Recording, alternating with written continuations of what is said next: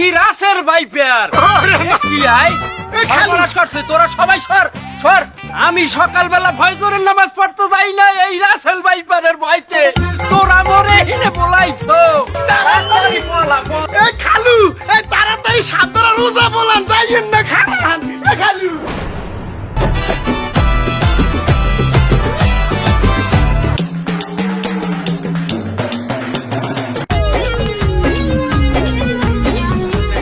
কমবে কমবে হইছে ভাই ওই নিশা সর্বনাশ হ্যাঁ এই লাঠি দেন লাঠি দেন লাঠি দেন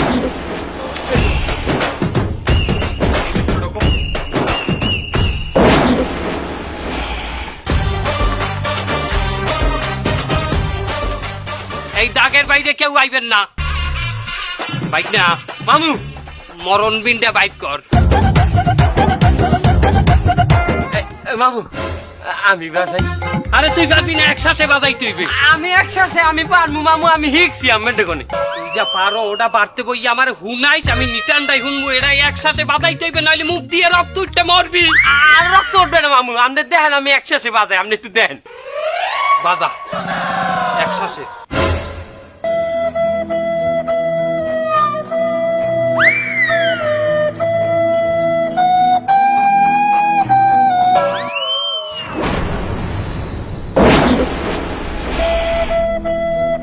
ও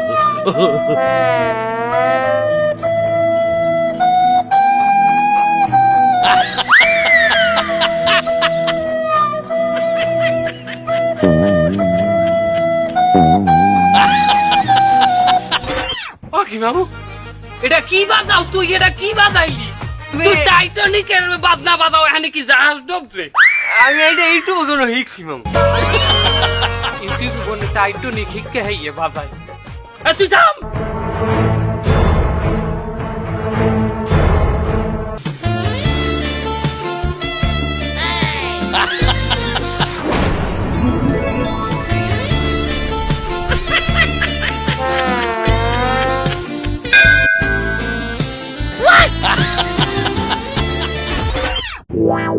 আমি এটা কি বাজান না রোমান্টিক পিন বাজাইতে আছে ওই যে নারা কি হারে দে দে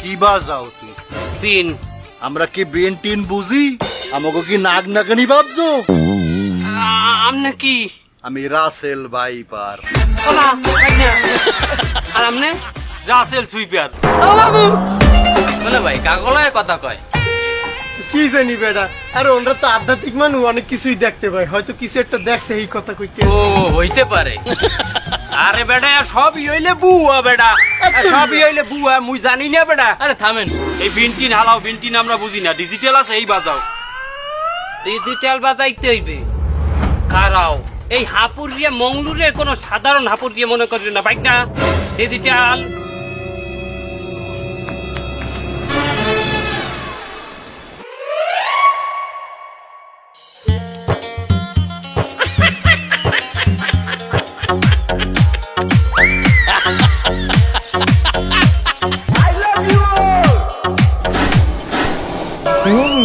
উল্টা কামড় শুরু করছে পলান পলান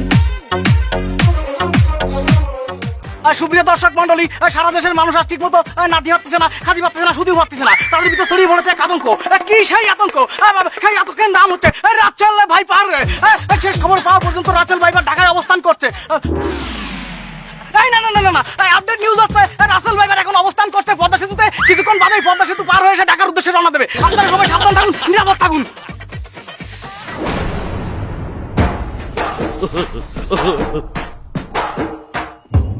হালার ফালা কত বড় সাহস আমার নাম মিথ্যা কথা কয় আমি একটা রাসেল ভাইপার আমি বলে ঢাকার উদ্দেশ্যে রওনা দিচ্ছি আমি ঢাকা যাওয়ার কামটা কি আমার আমি যদি মানুষই কামড়াই তাহলে তো আমার এখন অভাব নাই মানুষ কামড়ানোর হালার ফালা আমি পদ্মা সেতু কেন পার হব পদ্মা সেতুর যে টোল হ্যাঁ দিয়ে আমি এক বস্তা চাউল কিনতে পারি। আমি সড়ক পথে কেন যাব? আমি তো একটা হাফ, আমি যাব নৌপথে। আমি যে কোনো সময় বুড়িগঙ্গা দিয়ে ঢুকতে পারি। মানুষের সতর্ক না করে আতঙ্ক বানাচ্ছে। আতঙ্ক আমি দেখাচ্ছি তোরে। এই বন্ধু নিউজ তো আরেকটা করে ফেলেছি বুঝছিস, এটাও ভাইরাল। মানুষের ভিতরে আতঙ্ক ছড়াই দিছি। আর দেশের কোন কি খবর রচনা চো দেওয়ার আমার সময় নেই, আমার খবরই ভাইরাল। রাসেল ভাইপার মানে আমি মানে রাসেল ভাইপার, দুটোই ভাইরাল।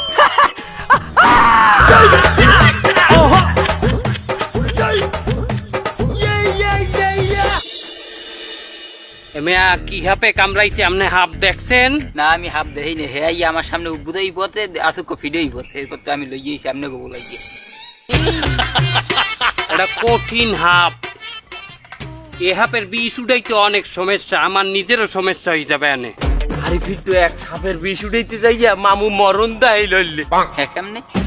মামু তো ওই সাপের বিষটা কামড়াই কামড়াই উঠাইছে, তার আরে মামুর ডায়রিয়া হইছে। কি বিষের বিন? ওরে না, মামু যে পাও দিয়ে কামড়াই কামড়াই যে সাপের বিষটা উঠাইছে, ওই লোকের পায়ে আনলে গোবর এতে গুলাই কাম করতে, তার মামু ওই বিষটা উঠাইয়ে কামড়াই কামড়াই গোবর উঠেছে। লাফির কাম এত বর্ণে না তোকে দিতে বলি নাই। এই কর বিষ লামাইতে বে দড়ি বাইর কর। এই ধরি মামু, দড়ি বান। পাওয়ার আডু হইতে গিরা তোমায় পেঁচাইতে পেঁচাইতে টাইট করিয়া তো রক্ত নিগড়াইয়া পায়ের মাথায় দিয়ে ফুটো করি বাইর করমু। পেঁচা পেঁচা। মামু মামু নীল হয়ে গেছে ঠ্যাং। বেটা এও তো বিষ লামে না। কেন ধরে না তো মামু? হ্যাঁ এদিকে তো পাও তো নীল হয়ে গেছে, আর একটু টাইট দিলে তো পাও এককালে ছিটিয়ে যাইবে মামু। বেটা বিষ তো বাই যায় না, তারে এখন কি হরমু? রশি ছাড়, রশি ছাড়। কি হরমু? কঠিন হাপ। মামু এক কাম করেন, এই যে সাপে কামড়াইছে হারে বলান, ওই আর বিষ নিজে লই যাও। বলান দিলেই আইবে, হাপ তো তোমার দুলা ভাই। ওটা হলো গারু হাপ, বলাইলে সোহাজে আইবে না। মামু আমার মনে কয় যে আপনি বুঝাই শুনেই কইলে পৃথিবীর সবচেয়ে বড় গারু হাপ আইবে। গারুয়া বিন্ডা বাইট কর।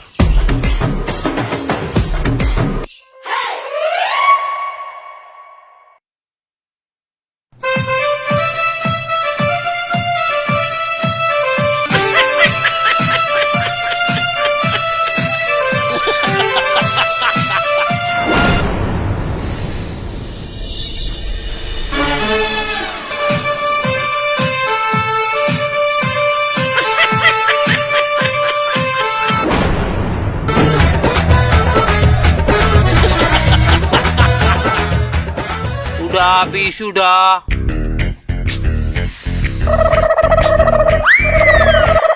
এ বিষ উড়াও না কে?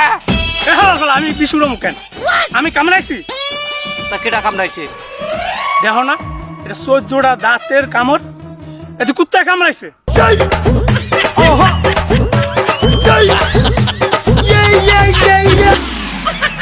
এত বছর আমার লগে কাম হরো, কোনটা হাপের কামড় কোনটা কুত্তর কামড় এটা দেখে বুঝাবি না, আমার হুনাবি না, আমার জানাবি না।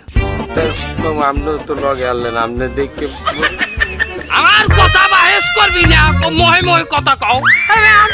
আপনি কি কইছেন? এটা বলে হাপে কামড়াইছে? আমি তো আগেই কইছি যে আমি হাফ দেই নাই, হ্যাঁ আমার সামনে ফিডেই পথে।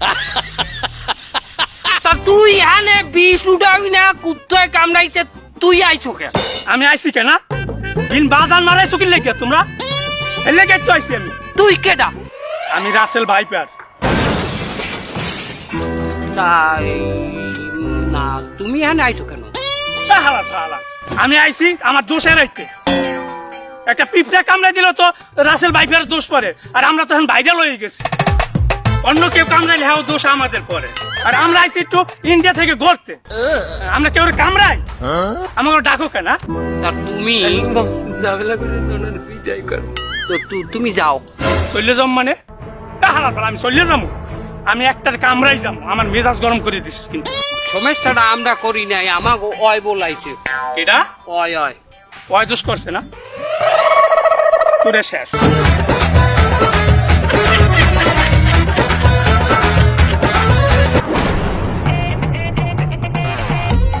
ওকে আমার পাবন থেকে দাও। তোমরা কারা? আমরা ওজা মামুর নাম হনেন নাই? মামুদের বিখ্যাত বই শামসু বই। আমনে কত আয় আর তা আমার পাও বানছো কা কি আমার পাও বানছে কেডা? কোন হালার বেলায় বানছে? আয় আমার পাও তো লড়াইতে পারি না, অঙ্গই গেলাম তো আমি। পাও বানছে কেডা? মামু বানছে। তোর ওজার গোষ্ঠী গিলাই। বন্ধু রাস্তাঘাটে একটু দেখকে ঠিক কাটডু, রাসেল ভাইপার টাইপের আবার মাথায় মাথায় পাতা দিও না, বুঝো না? রাস্তাঘাটে থাকতেই পেরে, এখন তো এলাকায় সবাই দেই নাম, সবাই মনে শুনি। আর বড় ওই সময় ভয়টাই পাই নাকি, কিন্তু সেদিনকে একটু জন্য বাইসে গেছি। বন্ধু এর দেশ কে সব মানুষ কো কামড়াইয়ে মারুঙ্গা। এবারে হরিস না, আমরা এত বছর ধরে এইখানে রয়েছি, কোনো হানে কোনো ঝামেলা হয় নাই। তোরা 2 দিন আইছু ইন্ডিয়াতে, ইয়ারে কামড়া ওয়ারে মারো, তো বলি কি আমাকে নাম খারাপ হয় বেটা? ওরে মা রে বাবা, আরে মাওলা আজকে রাসেল ভাই পেতে কাম আমি ওজা বলাই জানি, তুমি এই যে খারাপ খারাপ হলি কি তোরে এখন আমি কি বুঝাইলাম যে কাউরে কামড়াইস না, তো বলে কি আমাকে নাম খারাপ হয়? এখন তো দেখছো এই দেশে এখন মশাই কামড়াইলো, কই রাসেল ভাইপার কামড়াইছে। করছিস কি হালাস ভালা? ও ভাই ভাই, আপনি কোনো টেনশন হইলেন না, ও ভাই আপনি কেডা? আমি রাসেল ভাইপার। ও মা, আরে হরছস কি আবার অজ্ঞান হয়ে গেছে? তোর হাসপাতালে নেওয়া লাগবে। তোমারে লেগেছে কত যে ভালো। এই কি হয়েছে রোগীর, কি হয়েছে? এই রুগীরে হাপে কামড়াইছে। হাপে কামড়াইছে? কি হাপে কামড়াইছে? Russell viper. কি রাসেল ভাইপার? তাহলে তো এই রোগীর পরিবারের সাথে কথা কইতে হবে আমার। আর তাহলে আপনি রোগীর কি হন? আমি রুগীর কিছু হইনি। তাহলে আপনি কেটা? আমি রাসেল ভাইপার। কি রাসেল ভাইপার? কি হইলে? আরে আল্লাহ,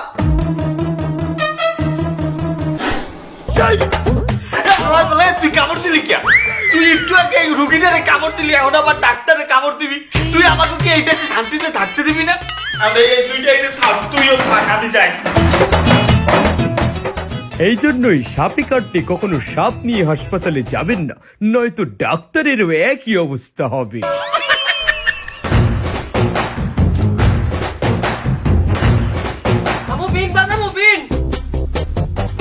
আগুনে সুই পোড়া দাও আর দড়ি লইয়াও পাও গিদেইতে হইবে। এ জায়গা কি হইতে আছে?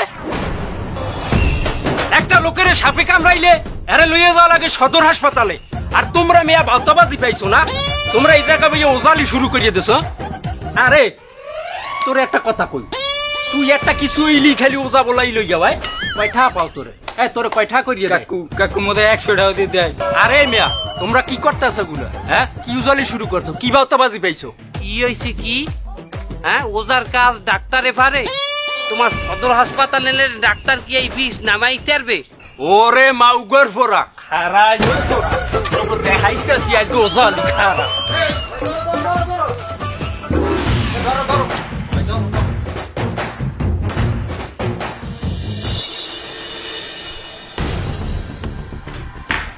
আপনাদের রোগীকে কবে সাপে কামড়াইছে? স্যার 2 দিন আগে কামড়াইছে স্যার।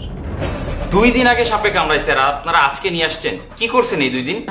স্যার ওই আমাদের কিছু গ্রামের লোক আছে, এদেরকে সাপে কামড়ালে, কুকুরে কামড়ালে, এই ওজা বদ্ধ এগুলোর নিয়েই সবাই ব্যস্ত থাকে স্যার। আপনারা তো অনেক দেরি করে ফেলছেন, রোগী তো মারা গেছে। কি বলেন স্যার? এই তোর জন্যই যত সবকিছু। তুই এই ওজা নিয়ে বদ্ধ নিয়ে ব্যস্ত থাকি আজকে আমাদের রুগীটার এই পরিণতি হইল। আপনারা যদি সময় মতো রোগীকে দ্রুত হাসপাতালে নিয়ে আসতেন আর সময় মতো যদি অ্যান্টিভেনাম দিতে পারতাম, তাহলে হয়তো রোগীকে আমরা বাঁচাতে পারতাম। এই তোর বুদ্ধিতে যদি ওজা কবিরাজের কাছে না নিয়ে যদি সময় মতো আমরা ডাক্তারের কাছে নিয়ে আসতাম, তাহলে আল্লাহ হয়তো এই রুগীটাকে আজকে আমাদের মাঝে বাঁচাইয়ে রাখতে পারত। আমি বুঝতে পারিনি আমার এত বড় একটা ভুল হয়ে গেছে। স্যার এই সকল বিষাক্ত সাপ থেকে আমরা কিভাবে নিরাপদ থাকতে পারি? এই সমস্ত বিষাক্ত সাপ থেকে আমাদের বাঁচার জন্য সর্বপ্রথম আমাদের সচেতন হতে হবে। আমাদের বসত বাড়ির আশেপাশে আঙিনা, উঠান সব জায়গা পরিষ্কার পরিচ্ছন্ন রাখতে হবে। বিভিন্ন ঝোপঝাড় যেগুলো আছে এগুলো পরিষ্কার করে ফেলতে হবে। আমাদের বাচ্চা কাচ্চারা যারা ছোট, এদেরকে সবসময় চোখে চোখে রাখতে হবে, এরা যেন ঝোপঝাড়ে জঙ্গলে না যায়। আমাদের আঙিনা যদি পরিষ্কার পরিচ্ছন্ন থাকে, যে কোনো ধরনের বিষাক্ত পোকামাকড়, সাপ আমরা শনাক্ত করতে পারবো। কিন্তু আমাদের আঙিনা যদি অপরিষ্কার থাকে আর এখানে যদি পোকামাকড় বাসা বাঁধে, আমরা কখনোই সেটা খেয়াল করতে পারবো না। এছাড়াও যারা টিনের ঘর মাটির ঘরে থাকেন তাদেরকে সব থেকে বেশি সতর্ক থাকতে হবে। শুধু তাই নয়, এই সমস্ত বিষাক্ত সাপ বিচ্ছু পোকামাকড়ের হাত থেকে রক্ষা পাওয়ার জন্য আল্লাহ পাকের কাছে আমাদের দোয়া চাইতে হবে। দোয়াটা হলো আউযু বিকালিমাতিল্লাহি তাম্মাতি মিন শাররি মা খলাক। আরেকটা জিনিস দেখলাম, আপনাদের গ্রামের বেশিরভাগ লোক এইসব ওঝা ফকিরে বিশ্বাস করে। এদেরকে এইসব বিষয়ে সচেতন করতে হবে। চলুন সবাই একসাথে এদেরকে সচেতন করি।